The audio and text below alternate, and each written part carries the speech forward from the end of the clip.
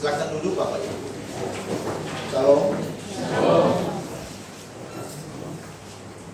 Mari kita membuka firman Tuhan di pagi ini di dalam surat Efesus pasal 1 ayat yang ke-9 sampai dengan ayat yang ke-10. Efesus pasal 1 ayat 9 dan ayatnya yang ke-10. Efesus pasal 1 ayat 9 dan ayat yang ke-10. Saya ajak kita untuk bacanya bersama-sama. Demikian firman Tuhan. Sebab Ia telah menyatakan rahasia kehendak-Nya kepada kita sesuai dengan rencana kerelaan-Nya, yaitu rencana kerelaan yang dari semula telah ditetapkannya di dalam Kristus sebagai persiapan kegenapan waktu untuk mempersatukan di dalam Kristus sebagai kepala segala sesuatu, baik yang di surga maupun yang di bumi. Amin. Berbahagialah kita saudara-saudara yang beribadah di pagi hari ini, dan kita adalah orang yang lebih berbahagia yang mendengar, menerima dan melakukan firman Tuhan. Saudara-saudara pasti pernah memiliki pengalaman melakukan sesuatu yang sebenarnya saudara ataupun saya tidak ingin melakukan, tapi tetap harus melakukannya.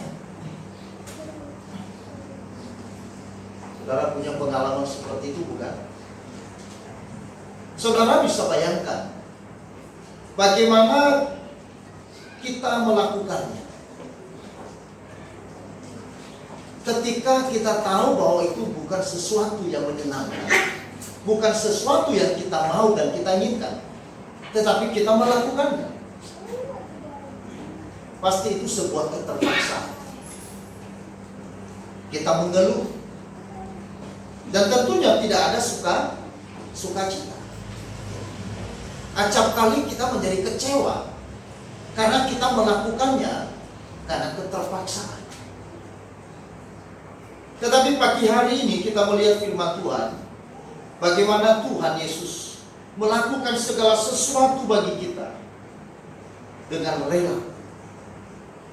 Yang mau menyatakan rahasia kehendak-Nya kepada kita, dan yang melakukannya di sini dikatakan dengan kerelaan, kehendak. Apa rahasia kehendak-Nya bagi kita saudara-saudara? Rahasia kehendak Tuhan bagi dunia, bagi saudara dan saya, itu adalah keselamatan. Janji keselamatan ini adalah rahasia kehendak Allah yang besar bagi manusia, yang telah direncanakan dari semula. Bahkan sebelum dunia diciptakan, sebelum manusia ada, rencana ini dan rahasia besar ini dirancang, didesain, dipikirkan oleh Tuhan sejak di dalam kekekalan. Itulah sebabnya beberapa minggu yang lalu sempat saya berkhotbah dengan tema Allah inisiator. Artinya bahwa Allah yang merencanakan segala sesuatu yang baik, Allah juga yang merencanakan segala sesuatu apa yang dibutuhkan oleh manusia yang berdosa. Manusia yang berdosa membutuhkan satu hal, yaitu membutuhkan keselamatan. Saudara-saudara, keselamatan adalah kebutuhan dunia, kebutuhan dari manusia. Namun saudara-saudara, ketika manusia sudah jatuh dalam dosa, maka manusia tidak mengerti tentang keselamatan. Bahkan mungkin ada manusia yang berspekulasi tentang keselamatan. Maka waktu dosa hadir, manusia dikuasai oleh spekulasi-spekulasi yang ada. Maka itu sebabnya dalam seluruh agama di dunia, seluruh aliran kepercayaan di dunia selalu berangkat dari spekulasi. Mungkin ini keselamatan, mungkin di dalam sini ada keselamatan, mungkin dengan cara ini ada keselamatan.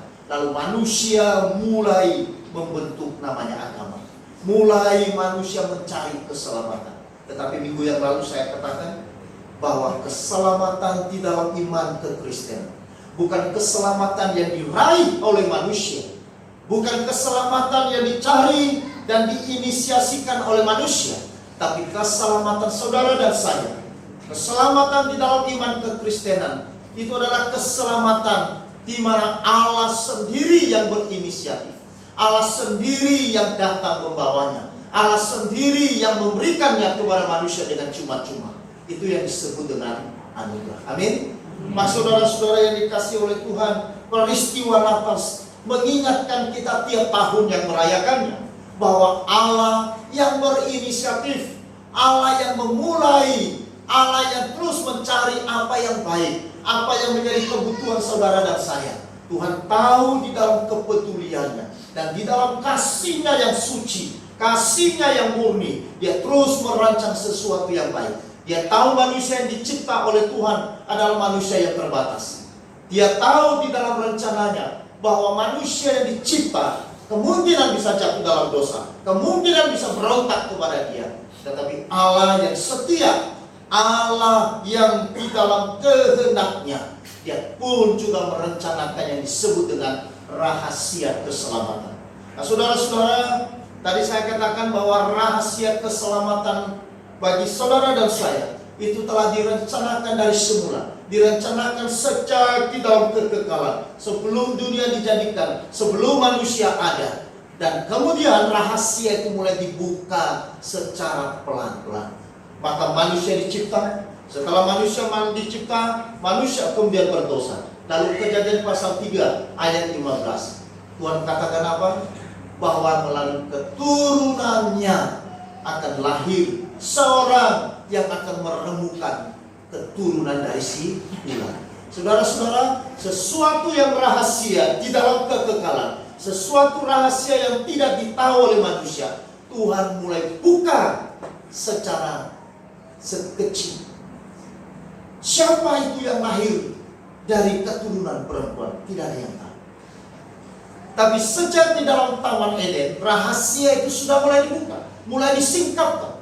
Lalu kemudian saudara-saudara di dalam Kejadian pasal 22, rahasia ini kemudian dibuka lagi lebih jelas bahwa Dia adalah anak domba Allah.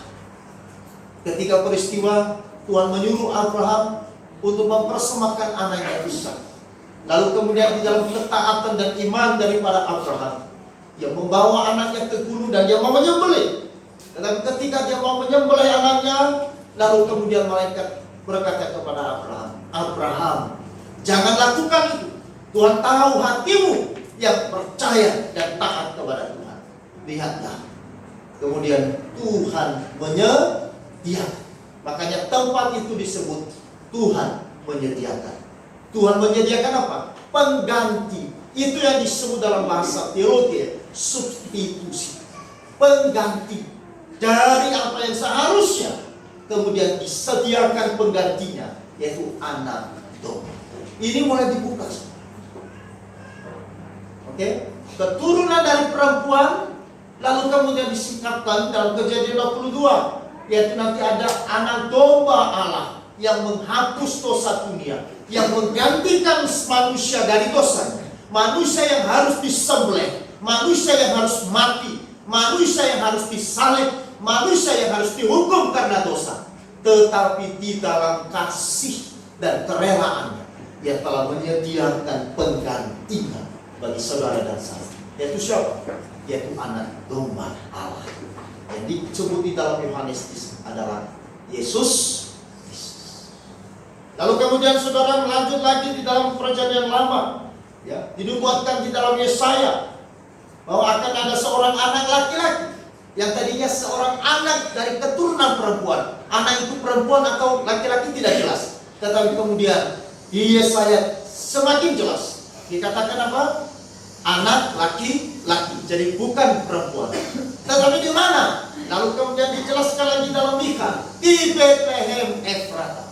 Semakin jelas lagi saudara-saudara, bahkan sampai kemudian tanda yang semakin spesifik dari kelahiran Kristus itu adalah palungan. Bukan saja dia dilahirkan di dalam kandang, karena kemungkinan ada orang yang lahir di kandang selain daripada Yesus.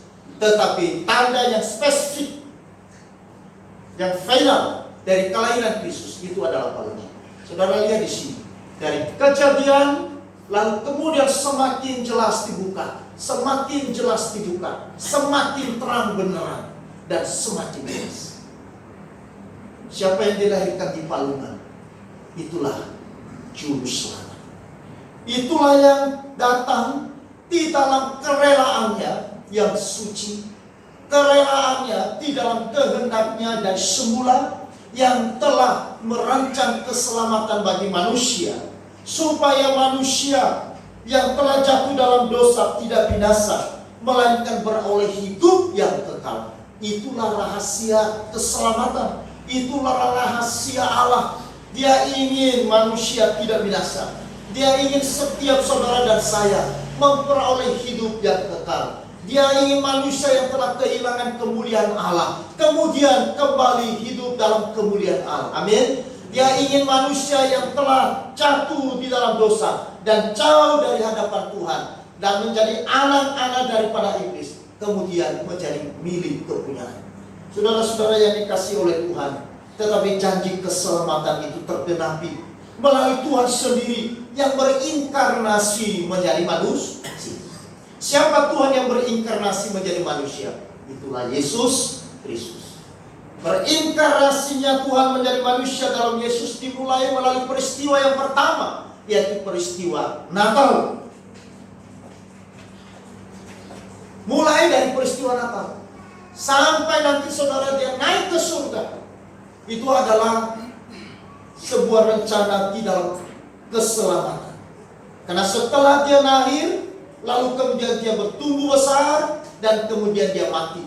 Setelah dia mati, dia bangkit. Setelah dia bangkit, dia naik ke surga. Dan setelah itu saudara-saudara, dia kembali datang menjumpai, menjemput, membawa saudara kembali kepada dia. Saudara-saudara, itu yang disebut dengan rencana keselamatan.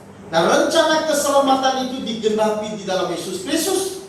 Tetapi di dalam penggenapannya, ini bukan sesuatu yang mudah, bukan sesuatu yang gampang. Kenapa saudara? Di dalam Filipi pasal 2 ayat 6 ayat sampai dengan ayat yang ke-8. Mari kita baca saudara-saudara. Filipi pasal 2 ayat 6 sampai ayat yang ke-8. Coba kita baca bersama-sama ayat 6 sampai ayat 8. 1, 2, 3. Yang walaupun dalam rupa Allah tidak menganggap kesetaraan dengan Allah itu sebagai milik yang harus dipertahankan, melainkan telah mengosongkan dirinya sendiri dan mengambil rupa seorang hamba dan menjadi sama dengan manusia. Dan dalam keadaannya sebagai manusia, ia telah merendahkan dirinya dan taat sampai mati, bahkan sampai mati di kayu salib. Untuk menggenapi rencana itu, rahasia yang besar tadi, maka dia harus rela, saudara-saudara. Rela di sini adalah bersedia. Rela di sini tidak berarti bukan sebuah tindakan yang terpaksa, tetapi dia melakukan dengan sebuah ketulusan. Dia melakukan dengan sebuah kesadaran penuh. Bahkan di dalam dia melakukan didasari dengan sebuah tindakan kasih. Itu yang disebut dengan kerelaan yang suci. Kerelaan yang suci dari Allah di dalam Yesus Kristus. Kita lihat kerelaan yang mengosongkan dirinya dan menanggalkan kemuliaannya menjadi manusia. Ini bukan sesuatu yang mudah. Ini bukan sesuatu yang gampang. Saudara lihat, manusia menitip karirnya dari bawah ke atas, betul? Tidak ada orang yang rela sudah ada di puncak, sudah ada di atas, lalu kemudian mau turun ke bagian yang bawah. Kalau dia sudah jadi presiden, oh saya besok mau jadi bupati. Setelah jadi bupati, oh saya bercita-cita jadi camat. Setelah jadi camat, oh saya mau lagi jadi RT. Ada? Nah, dari manusia biasa naik jadi ketua RT. Wih, ketua RT-nya bagus, dipercaya, jujur. Oh, ini bagus. Naik lagi jadi kepala desa. Waktu dia kepala desa, desanya maju, ya, rakyatnya sejahtera. Wah, ini kalau jadi bupati cocok. Diangkat jadi bupati. Setelah jadi bupati atau wali kota, wah ini cocok. Makanya Jokowi dulu tuh. Solo luar biasa. Jokowi memimpin Solo dengan bagus. maka ini adalah calon pemimpin negara yang baik. Maka kemudian orang dari Jakarta kemudian membawa dia ke Jakarta. Masuk kemana? Jadi gubernur DKI Jakarta. Setelah memimpin Jakarta beberapa tahun, wah ini luar biasa. Ini orang yang punya hati yang tulus, orang yang rendah hati, pemimpin yang belusukan, pemimpin yang dekat dengan rakyat. Kalau ini jadi pemimpin nasional, wah keren, betul? Lalu kemudian diangkat jadi presiden, betul nggak? Saudara. Atau mungkin dulu saudara pengangguran, lalu kemudian menjadi karyawan. Setelah karyawan kemudian buka bisnis bakso. Setelah bisnis bakso bagus, mulai lagi ke bisnis yang lebih besar. Terus sampai kemudian saudara menjadi seorang konglomerat. Wow, ya saya berdoa supaya di sini. Amin. Kenapa tidak? Ya kan? Siapa kita? Saya berdoa supaya di sini ada pemimpin besar. Di sini ada konglomerat. Ya. Konglomerat di dalam Tuhan, yang cinta Tuhan. Apa artinya konglomerat tapi tidak cinta Tuhan? Tidak ada artinya. Apa artinya engkau kaya tetapi engkau tidak kaya untuk Tuhan? Apa artinya engkau punya uang tetapi uangmu hanya untuk dirimu sendiri? Tidak ada artinya. Tetapi kalau engkau kaya, dipercayakan jabatan, dipercayakan keuangan, tapi engkau tahu apa yang menjadi mandat untuk kemuliaan Tuhan, maka ketika engkau tinggalkan nanti semua yang ada, maka orang tidak hanya mengenangmu sebagai orang yang kaya, tetapi orang akan mengenangmu sebagai seseorang yang betul-betul cinta Tuhan di dalam kekayaan. Amin. Ini luar biasa. Banyak orang kaya mati di dalam kekayaan. Saudara-saudara, ada seorang konglomerat di kota Las Vegas, orang yang kaya, dia punya hotel berbintang di Las Vegas, tetapi kemudian saudara, di majalah Time dikatakan orang ini meninggal di mana? Karena busuk lapar. Kenapa busuk lapar? Karena dia orang paling pelit. Dia tidak pernah mau makan makanan yang dimasak oleh orang lain, karena dia curiga jangan-jangan ada orang racun dia. Saudara tahu di mana orang ini meninggal? Dia bukan meninggal di hotel berbintangnya di kota Las Vegas. Dia juga bukan meninggal di rumahnya yang megah itu, tapi dia meninggalnya di mana? Di gudang. Karena ternyata si konglomerat ini hari-harinya tidur di gudang. Kenapa? Kalau dia tidur di rumahnya yang bagus, maka orang dia takut nanti kalau dia akan dibunuh. Bahkan ada juga satu cerita, ada orang meninggal didapati di sebuah kamarnya. Dia mati di tumpukan uangnya. Mati di atas tumpukan uang yang, waduh, hampir 10 kamar. Apa artinya kertas itu? Uang itu saudara harus lihat ya. Uang itu kertas. Ya kan? Betul enggak? Loh, ini kan uang kan dari kertas. Saudara kan gak bisa makan, gak bisa kunyah. Makanya kalau misalkan pemerintah berkata uang 100.000 mulai hari ini, uang ini tidak sah. Sekarang gimana? Tidak dipakai lagi, kan tidak ada artinya. Ya kan? Tidak ada artinya kan? Hanya pajangan. Dia bernilai karena diberi label. Karena itu apa? Itu semua sifatnya fana. Nah, saudara-saudaraku yang kekasih dalam Tuhan, maka itu sebabnya Tuhan mengerti bahwa Allah yang maha besar, Allah yang penuh kemuliaan, tetapi di dalam kerelaannya di sini dikatakan apa? Dia mengosongkan dirinya sendiri, menanggalkan apa yang menjadi haknya, menanggalkan apa yang menjadi kemuliaannya, dan kemudian turun menjadi manusia, lahir dan menjadi hamba, bahkan kemudian mati sampai mati di mana? Di atas kayu salib. Saudara lihat kehinaan yang harus ditanggung oleh Tuhan kita Yesus Kristus sejak dari lahir bahkan sampai mati. Makanya ada 2 tanda kehinaan yang ditanggung, diderita oleh Tuhan Yesus. Yang pertama, dia lahir di tempat yang amat hina. Saya yakin ada orang yang lahir di kandang, Karena saya dulu punya sepupu, dia lahir di kandang, ya, dekat kandang babi, berarti kandang juga kan. Tetapi dia tidak dibaringkan saudara di tempat makanan babi. Tetapi Tuhan saudara dan saya, dia lahir di kandang, kemudian dibaringkan di dalam palungan. Palungan itu apa? Itu bukan palungan baru. Mending kalau itu palungan baru. Itu palungan bekas kotoran, bekas makanan sisa dari domba-domba yang sudah berbau. Di sana dia dibaringkan saudara-saudara. Itu artinya bahwa Yesus di dalam inkarnasinya menjadi manusia, dia mengambil tempat yang amat hina dari yang hina. Karena dia dilahirkan dari yang hina. Dan kemudian matinya bagaimana?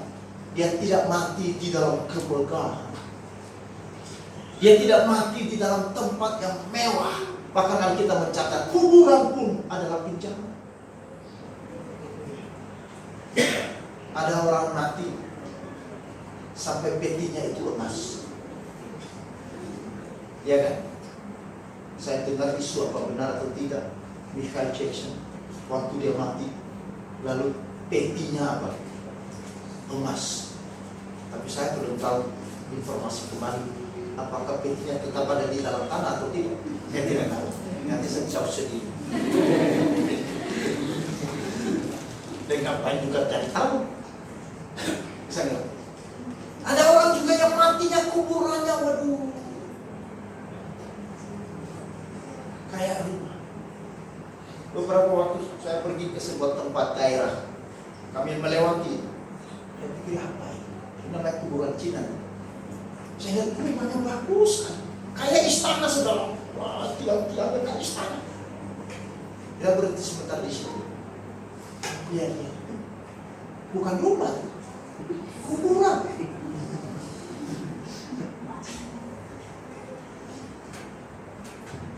Tapi waktu Tuhan saudara nanti, dia mati di tempat yang amat. Dia mati di tempat yang tidak biasa. Dia mengambil tempat yang paling hina dari yang hina, yaitu di atas kayu. Dia dikuburkan di kuburan penjara. Makanya kita mengatakan tempat untuk membaringkan, untuk menyendengkan kepalanya pun tidak. Dia menanggalkan segala apa yang dia miliki sebagai raja di atas segala raja, sebagai pemilik dari segala sesuatu, menjadi seseorang yang tidak memiliki apa, karena saudara dan saya. Amin. Karena cintanya kepada saudara dan saya, dan di dalam dia melakukan semuanya itu saudara-saudara, dia melakukannya di dalam kerelaannya yang suci. Makanya rahasia keselamatan dan tindakan ini adalah sebuah kerelaan yang suci. Karena apa? Karena Yesus melakukan semuanya itu bukan secara spontanitas, tetapi dia melakukannya tadi apa? Di dalam rencananya sebelum dunia dijadikan. Bukan sebuah tindakan yang terpaksa secara instan karena kepepet, tidak. Matinya saudara-saudara, jangan pikir Yesus mati kemudian karena kepepet, atau Yesus lahir di kandang karena kepepet. Bukan juga. Memang Alkitab mencatat, lalu tibalah Pati Maria mengandung, melahirkan, tapi tidak ada tempat bagi dia. Memang sebuah rencana supaya apa yang telah digenapi, dinubuatkan itu tergenapi sekali. Tetapi bukan sebuah kebetulan, tapi itu sudah direncanakan untuk menunjukkan kepada kita kerelaan yang suci untuk menyelamatkan saudara dan saya. Kerelaan yang suci itulah yang kemudian membawa kita saudara-saudara menjadi siapa? Anak-anak Allah. Ayat yang kelima, mari kita baca.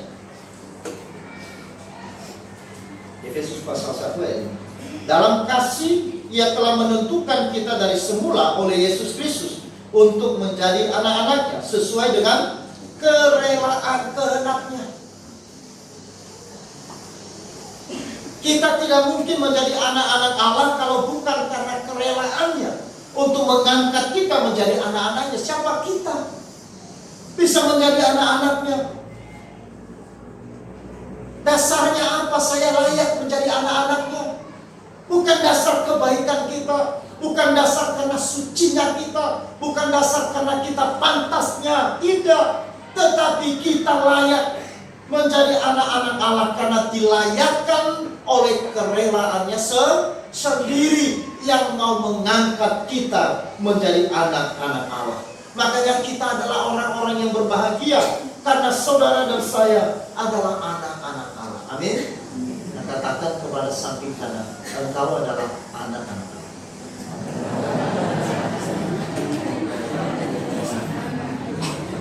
Saudara harus mengungkapkan ini dengan sukacita, jangan dengan terpaksa.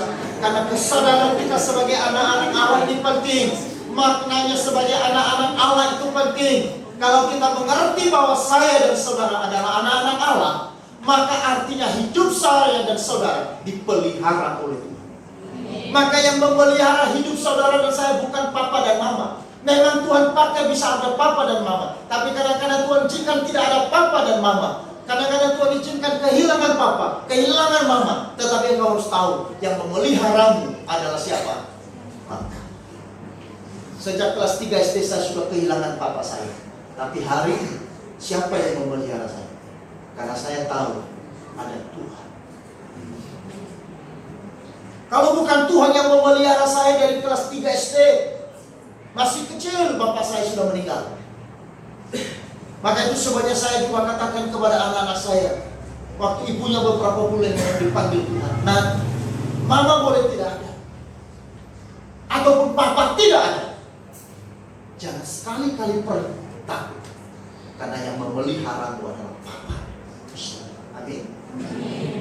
Saudara-saudara,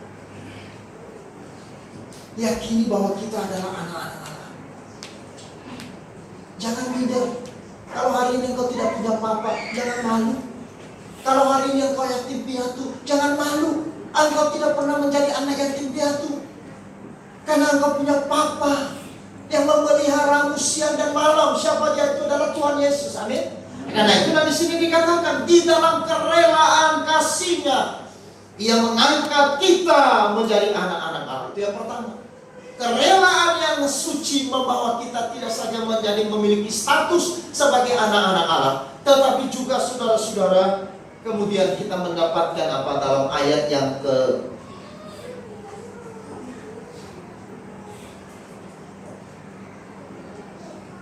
6 dan ayat yang ke-7. Supaya terpuji kasih karunia-Nya yang mulia, yang dikaruniakannya kepada kita di dalam Dia yang dikasihinya. Sebab di dalam Dia dan oleh darahnya kita beroleh penebusan, yaitu pengampunan dosa menurut kekayaan kasih karunia-Nya.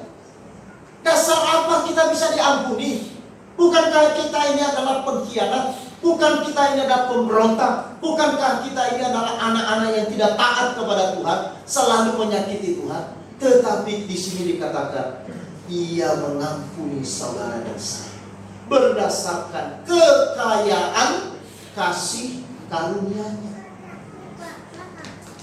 Artinya bahwa sebenarnya saya dan saudara adalah orang-orang yang tidak pantas untuk diampuni. Saudara dan saya sebenarnya adalah orang-orang yang tidak pantas untuk menerima penebusan. Tetapi kekayaan kasih karunia Allah yang memungkinkan saudara dan saya kemudian diampuni. Makanya beberapa minggu yang lalu di akhir pertama atau kedua saya khotbah, dan saya menceritakan bagaimana Nelson Mandela diubah oleh kasih Allah. Ketika 27 tahun dia di penjara, dia disiksa, dia dianiaya oleh sipir penjara, diperlakukan bahkan setiap hari, dipukuli, diludahi, bahkan dikencingi mukanya setiap hari. Maka kemudian setelah 27 tahun dia bebas. Lalu kemudian dia ikut pemilu, dan kemudian dia terpilih menjadi presiden Afrika Selatan. Apa yang dilakukan oleh Nelson Mandela ketika di hari pertama pelantikannya menjadi presiden? Dia tidak mencari lawan politiknya. Dia tidak juga mencari orang-orang yang menyakitinya.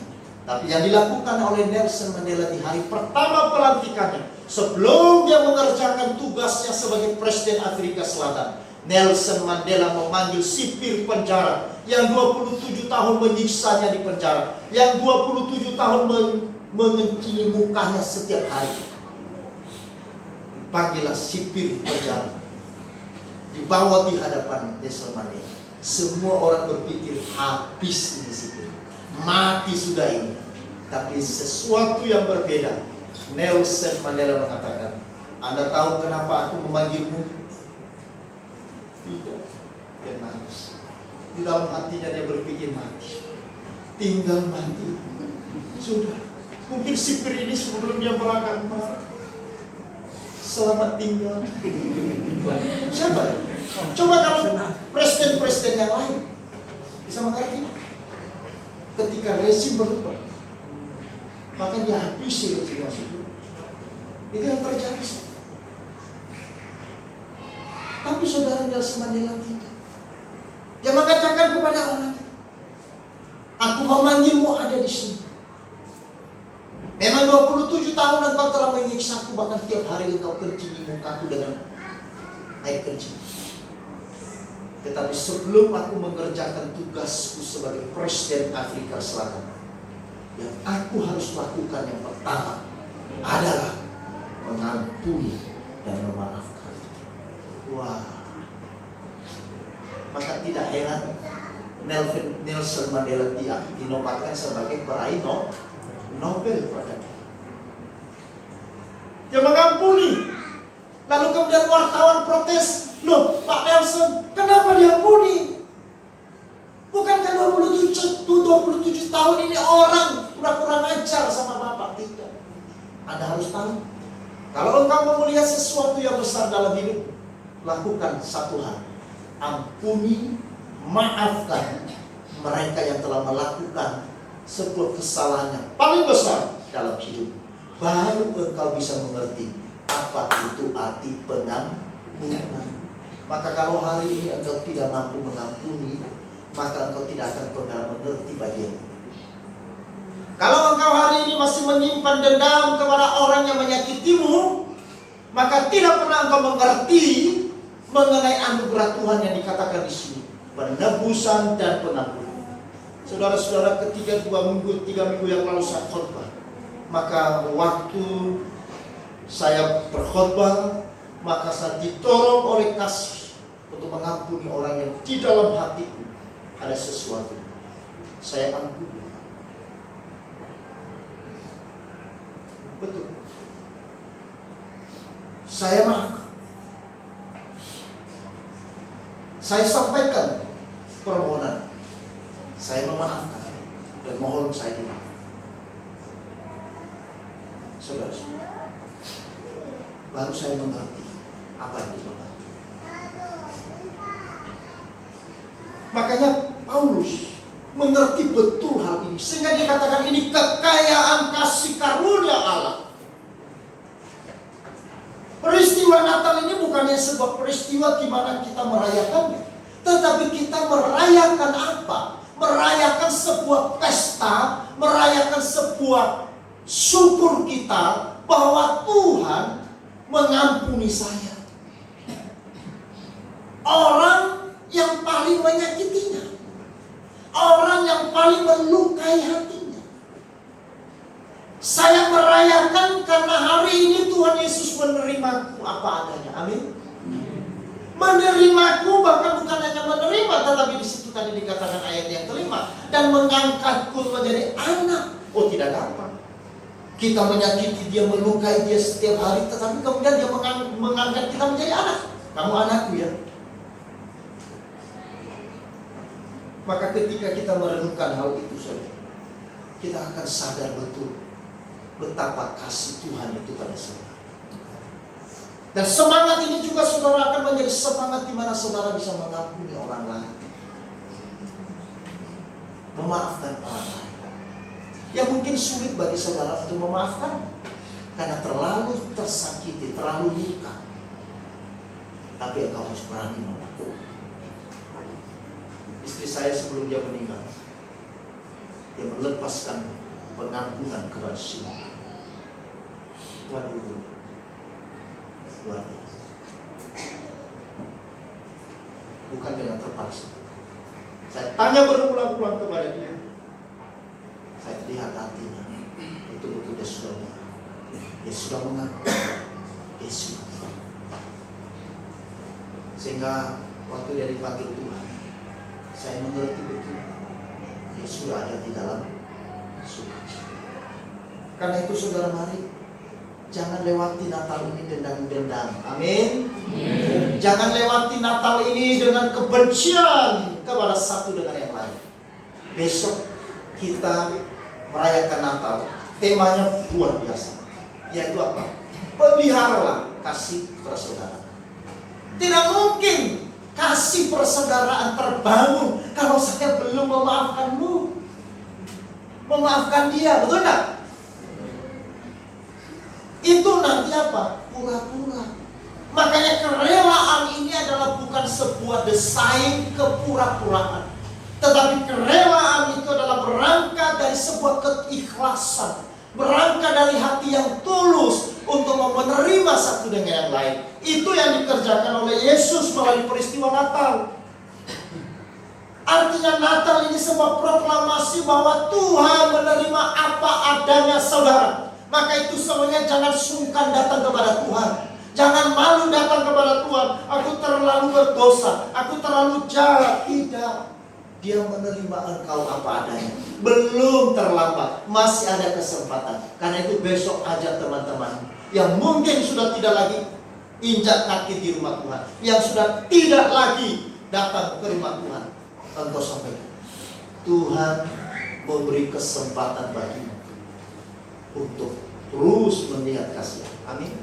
Saudara, karena tidak ada manusia yang tidak berdosa, termasuk saya. Mungkin saya lebih berdosa dari saudara, tetapi saya percaya kasih karunia yang menerimaku dan melayakkanku tidak usah.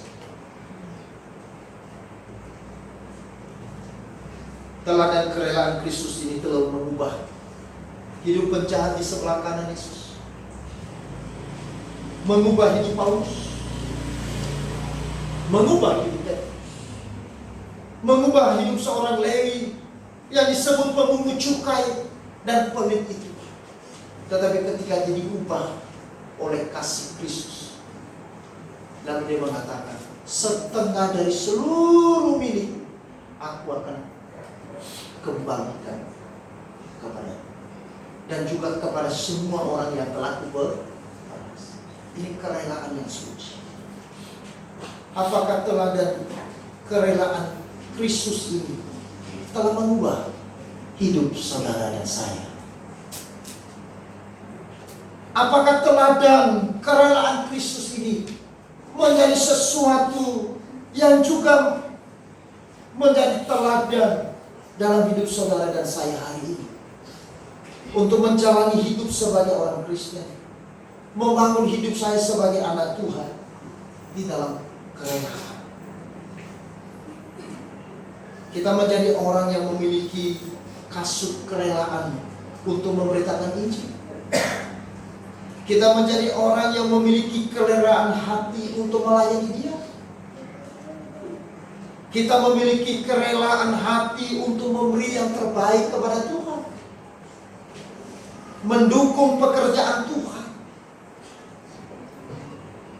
Apakah kita memiliki kerelaan juga untuk berkorban, seperti kerelaan Kristus berkorban dan mengorbankan dirinya?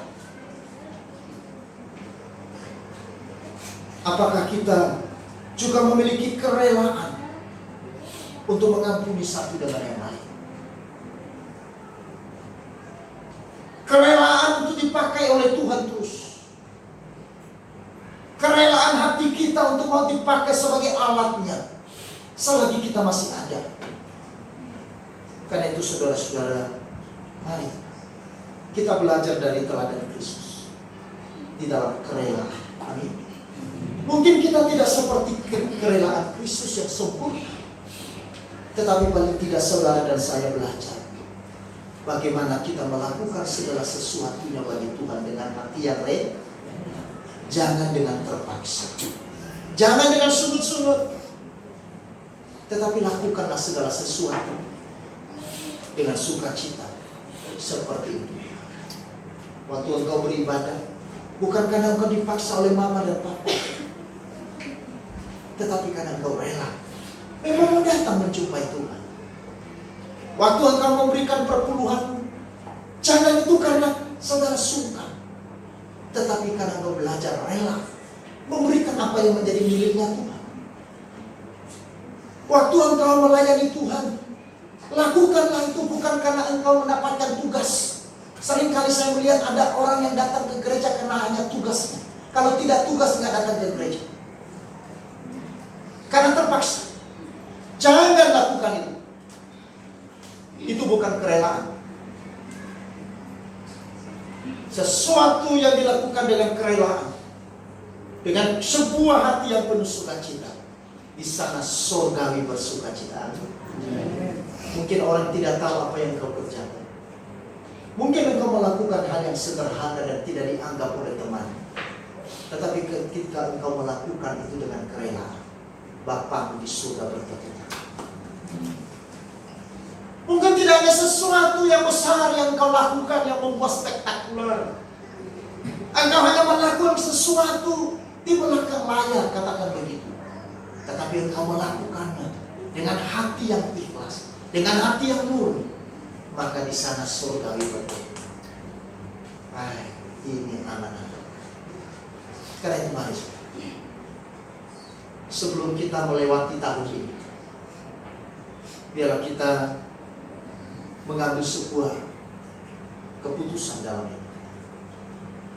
Kita mau merindukan bahwa ke depan ini kita akan melakukan hal yang ini. Tadi ibu-ibu mereka nyanyi, tahun ini kami gagal, banyak kegagalan, betul ya? Betul, termasuk saya dan saudara banyak. Tetapi belum kita berbaik. Kita lakukan. Kalau mungkin selama ini engkau ke gereja bermalas-malasan karena bangun tidurnya susah. Tetapi ke depan engkau harus punya komitmen dengan rela, bukan karena terpaksa, bukan karena didorong. Aku mau datang lebih awal di gereja, berjumpa dengan Tuhan. Maka di sana Tuhan akan memberkati kita semua.